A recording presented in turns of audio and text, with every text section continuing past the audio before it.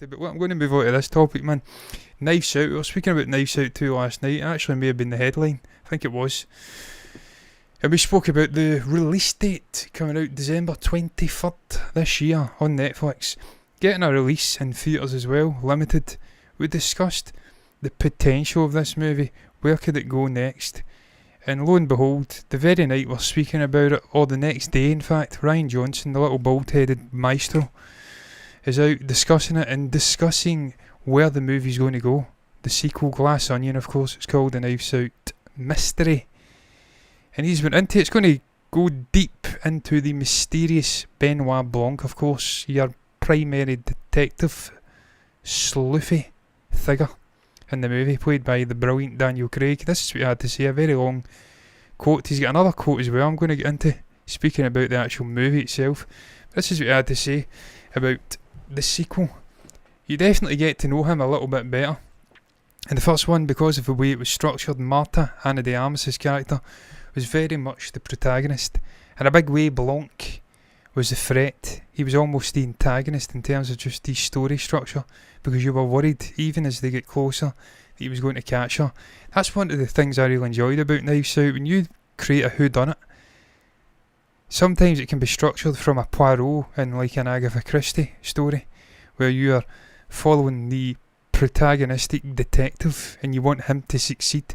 But the way he kind of subverted that and made us unknowingly follow the murderer, then reveal that she was the murderer, and then you've got Blanc almost turning into a villain. Even though we know he's the sort of good guy that's trying to unearth this mystery, he becomes the villain and follows and hunts down the sort of mystery of this death. I thought that was one of the best aspects. That's why Ryan's such a good writer. He's got the ability to subvert narratives, expectations, do something different, make you think. That's why I knew when it got confirmed he was doing a whodunit, it was going to be a success. Even after the whole I'm blanking on the name, the Last Jedi movie, the kerfuffle over that, the whole controversy, the toxicity from the fan base, people hating on it. I didn't hugely like The Last Jedi, but he's such a good director, independent director. I knew he'd succeed with that movie. I fucking loved the movie. Really excited for this sequel. I love whodunits. I grew up watching Columbo. I grew up watching these kind of stories, so I love this. I love the fact it's making a return. The fact Netflix have seen faith in them, giving them a lot of money to make this. I'm looking forward to it, man. But I digress. I get sidetracked there. Where was I? So Blanc was always outside of the sphere of our protagonist and was a little bit more of an enigma in the first movie, where, as in this one, Blanc gets an invitation to come to this murder mystery on this island. We're very much meeting these people and getting into this world through his eyes. Love that, man.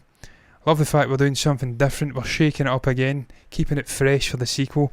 One of the big issues with these kind of genres is that you can have a continuing story with the same sort of primary anchoring character, usually the detective, but it gets samey. It gets blunt, the impact.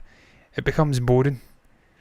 One of the ways you can really fight that is doing what Ryan's doing in this. Change up the perspective, change up the protagonist, change up the setting, obviously, which is important in a murder mystery. You don't want to be fucking going over the same thing again and again and again. Location, killer, thematics that have been explored. He's doing something intelligent here with this story by shaking it up and giving us Benoit as the main man. And Daniel Craig's such a brilliant director, or a brilliant actor. He doesn't get enough credit for me for the work he did with James Bond. I thought he was great, not just in James Bond though, but in other movies outside of James Bond. I think he's a really cool, suave guy off the screen, which is I think why it made him such a good James Bond. And putting him in this role just worked. You can tell he was passionate about it. He'd right down to the accent. He nailed that southern drawl. He nailed all the tics and mannerisms of a kind of a Poirot. I can't even fucking speak. A Poirot from the sort of Agatha Christie novels. He was perfect in that role. So getting him in this movie, being the protagonist, giving us a chance to see a different side to this character, that will tap into another side of his acting. And I'm looking forward to it, man. Thank you very much, Surya Pritam. Thank you very much for that little, I don't even know what to call them, donation, Is that what you call it? I don't know, man. We don't really get a lot of them, so I don't know what to call it, but thank you very fucking much anyway. We appreciate it. Not necessary, but we do appreciate it. But he continued on speaking about Knives Out, and this is what he had to say, man. This is about I believe the actual story itself, where we're going with this story in terms of potential murderers, potential characters who are going to pop up. And they had this to say: if Knives Out was about the murderous ties of flesh and blood, Glass Onion makes a good case for being just as wary of one's closest friends. When a tech billionaire, Miles Braun, played by Edward Norton, invites some of his nearest and dearest for a getaway on his private Greek island.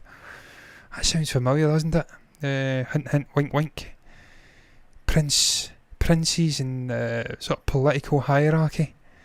Getting off to islands, getaways, lots of debauchery. Lots of hangings and cells after it. Sounds very, very interesting and familiar. It soon becomes clear that all is not perfect in paradise, and when someone turns up dead, well, who better than Blanc to peel back the layers and freak? That's just... But by the way, did you see how slow that fade was there? Fucking hell, what's that about? That just sounds like a classic whodunit story, man. It's giving us little cherry, it's dangling it in front of us, and we're just waiting the anticipatory juices for what's to come in this movie. Well, I'm looking forward to it, man. I'm not going to spend too much more time on this. This is a bit of a filler topic in truth, but I'm looking forward to it, man. I'm looking forward to where Rian brings us in this movie in terms of location and in terms of story. Who's going to be the standout actor? Because there's some great fucking actors in there, once again. Looking forward to it. But look, if you've got anything to say about that, comment down below. Share your thoughts down below about Knives Out 2, Glass Onion, a Knives Out mystery, the name, Daniel Craig becoming the sort of protagonist of the story with Benoit Blanc, and the vibes they're exploring with that actual sort of summary of the plot. Share your thoughts down below if you've got anything to say about that, and we will endeavour to comment, reply,